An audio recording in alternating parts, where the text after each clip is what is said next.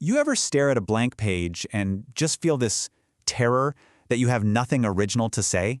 Well, today we're going to dive into Austin Kleon's Steal Like an Artist, a super simple but really powerful idea that might just free you from that fear for good.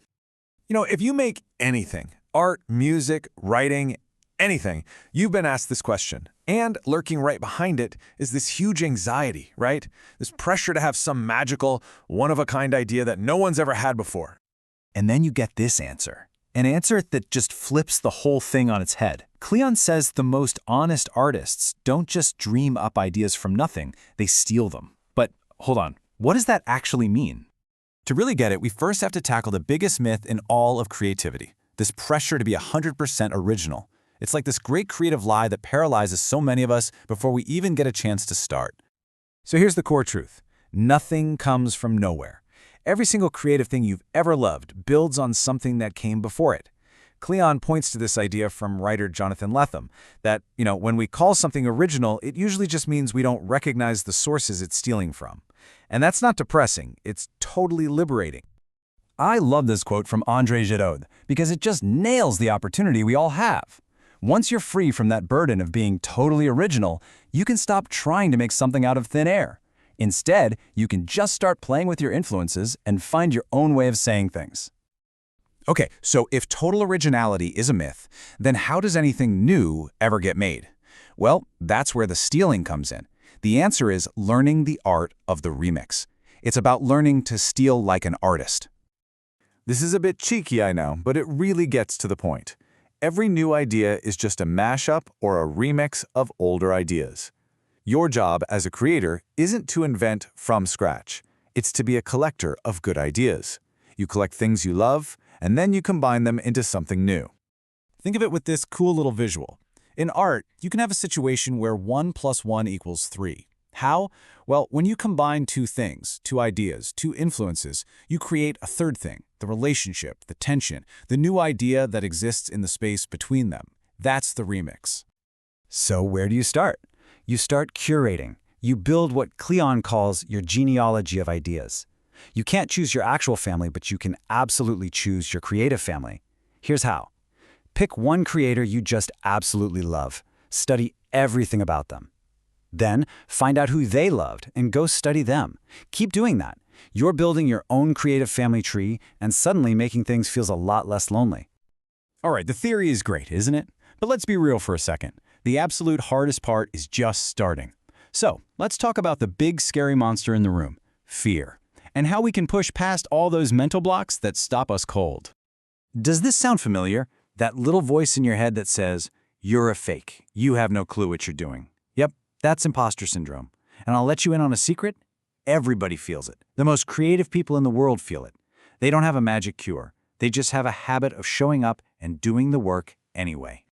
And the perfect antidote to that feeling is this classic advice: fake it till you make it. It's brilliant because it works in two ways. First, pretend to be the thing you want to be, an artist, a writer, a musician, until it becomes real. And second, just pretend you're making something. Go through the motions. Sooner or later, you'll look up and realize you're not pretending anymore. You're actually doing it. Now, this is a super important point. We need to be really clear. Stealing like an artist does not mean plagiarizing. Plagiarism is just passing someone else's work off as your own. That's theft. What we're talking about is copying as practice. It's like taking an engine apart to see how it works. You're not trying to look like your heroes, you're trying to see the world like they do. And here's the best part, you'll fail. You can't copy them perfectly. And in that failure, in that little gap, that's where you find your own unique style. Okay, so we've got the mindset sorted. Now for the fun stuff. Let's get practical and talk about the actual tools and habits you can use to get your hands dirty and start making things. This is a game changer. Kleon recommends having 2 desks. First, your analog desk. No screens, just paper, pens, sticky notes, whatever. This is your playground. It's for being messy and generating ideas without judgment. Then there's your digital desk. This is for execution, editing, finishing, publishing. The separation is key because it stops your inner critic from killing ideas before they even have a chance to breathe. And what else should be in that toolkit? Well, for starters, carry a notebook. Everywhere. Always. Start a swipe file. Just a collection of stuff you love. Things you find that are worth stealing. But maybe the most important tool is this. Make the stuff that you want to see. Your passion is the best compass you have.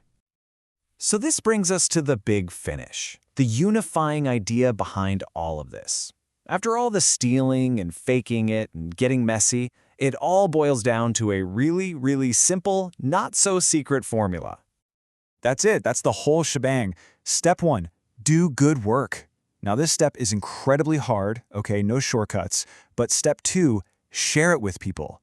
That part has never ever been easier. Thanks to the internet, you can share your process, share your finished work, just put it out there.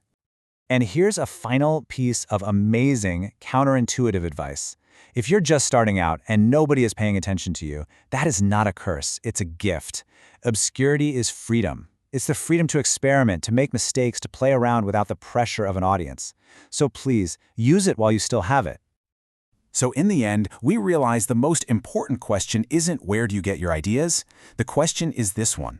Forget being original for a minute. Forget about waiting until you feel you're ready. What's the art you want to see? What's the music you want to hear? What's the book you wish you could read? Go make that.